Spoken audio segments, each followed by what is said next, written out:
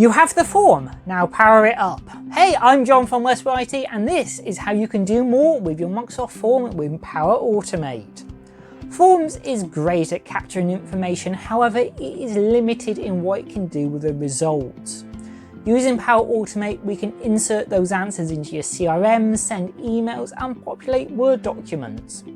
Let's pick on the Word document and kick it up a gear too. We're going to turn your form response into a signable form, and let's make it a letter of engagement, a perfect first document for a new client to sign. This flow does require a Power Automate license to unlock all of the features we're using.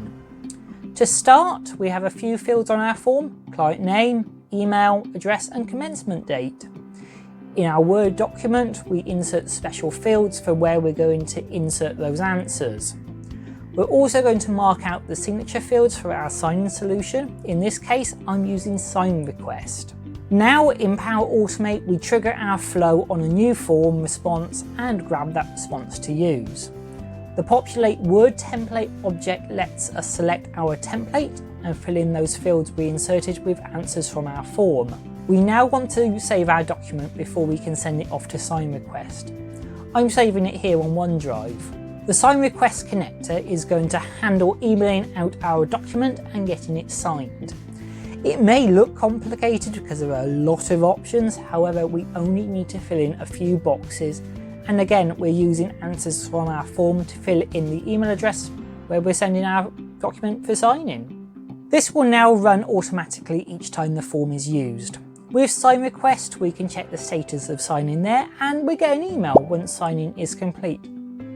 Or we could create another Power Automate to handle a completed sign and save that signed PDF straight into OneDrive or SharePoint.